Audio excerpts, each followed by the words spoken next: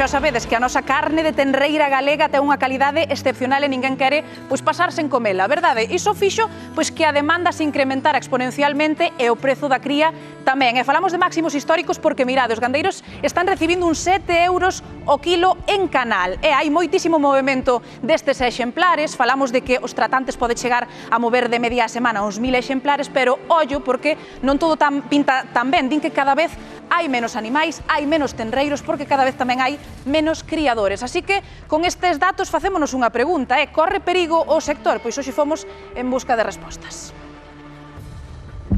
Compañeiros, a carne de tenreira o novo percebe. Cada vez hai menos explotacións gandeiras, cada vez hai menos vacas, o prezo cada vez sobe máis e, como sigamos así, vai ser un ben de luxo. Está subindo moito o prezo e está baixando moito a cantidad de gando que ven a Amio. Se antes viñan sobre 2000, agora veñen 1000, 1400, 1300, non máis. E compradoras pois están ansiosos por comprar e non hai gando. Ti notaches que subiu o prezo, do gando? Un poquinho, sí. Sí, algo, sí. Hai poucos animais que costan moito. Os becerros dispararonse, as vacas dispararonse. Cada pouco, de onde son eu, cerraron dúas. Nun mes cerraron dúas explotacións. A visión non hai moito que traballa, ninguén cerran todos. Non hai a muda xeracional, xente nova que sustitúa a esa xente maior. Cerraron este ano en Galicia unhas 100 e pico explotacións. Se isto vai así hai un problema porque se non cambia, cada vez cerran máis. Sí que é verdade que pechan moitas ganaderías, pero tamén, por outro lado, está que as ganaderías que quedan cada vez son moito máis grandes. Hai 50 anos comían carne os ricos ramais e agora van a comer os ricos ramais outra vez a 8 e a 9 euros. E quen a compra? Pois será como pasa en toda Europa, porque eu no ano 87 estive en Suiza e a carne de ternera un obrero ou un traballador non podía comer. Está ahora mismo, creo que 72 francos o kilo de carne en Suiza. E vai comer o que comer toda a vida, xente adiñeirada. Se non cambia o sistema, pois vai pasar así. Casi xa é. Podemos dicir que xa é. Pasa. Eso pasa pronto. Debido a que hai ofertas de poucos animales. Eu penso que a un plazo moi corto que vai ser dramático para xente humilde traballadora poder consumir unha carne ternera. Pode chegar un punto no que necesite importar? Ou non estamos nesa situación tan seria? No, Galicia é autosuficiente perfectamente. Sí que é verdade que, en Galicia a carne é dos sitios máis caros de todo o mundo de Europa.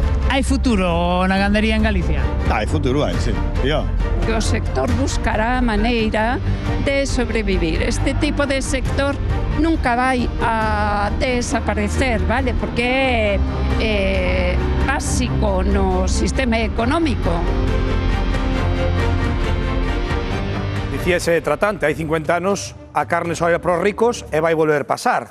Isto dino no mercado, nas subastas. Non sabemos que está pasando nas carnicerías, así que queremos preguntar, imos en directo ata unha carnicería en Sarria, e aí van que che din exactamente. Tamén falan da carne como un posible produto de luxo.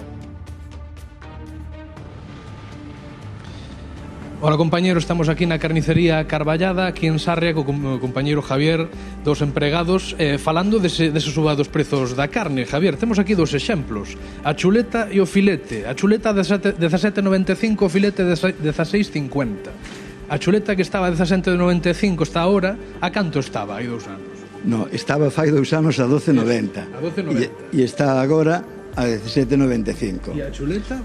E o filete, que estaba a 10,50, pasou a 16,50. De que suba podemos estar falando nestes últimos tempos? Bueno, pois é o problema da oferta e a demanda. Pero que porcentaxe? Un porcentaxe, pois falamos de en torno a un 40%. E hai varios motivos que temos aquí medio estruturados, e o primeiro ten que ver coa exportación de toda esta carne fora mesmo de España, non? Naturalmente, hai un problema de que hai un aumento na demanda. Abríronse unhos mercados hacia Marrocos que antes non existían en esta calidade. Madrid, Valencia están importando moita máis carne do que había. Isto é debido ao gran problema que houbo de sequía e do mosquito, que se matáronse moitas vacas no que é Castilla e Extremadura, entonces aí falta moita carne e eso repercute Unha carne que se busca unha aquí. carne que se ven a buscar. O resumo, compañeiros, é que toda esa carne que falta, que marcha para mercados exteriores como Marrocos, ou que falta, por exemplo, en Madrid ou Valencia, pois hai que buscala en Galicia, e de aquí sale moita dela, por eso tamén sube o prezo en carnicerías locais, non? Tamén hai un motivo máis que ten que ver coas explotacións gandeiras máis pequenas aquí en Galicia, non? Tamén é outro motivo que cae a oferta no mercado cae, as explotacións están cerrando moitas explotacións, as explotacións pequenas prácticamente desapareceron, e o relevo xeneracional é moi escaso. Oxe, Iso complica que haxa máis oferta de carne no mercado. Tú dirías, Javier, que este produto pode ser un produto de luxo, igual non agora, pero de aquí a pouco tempo?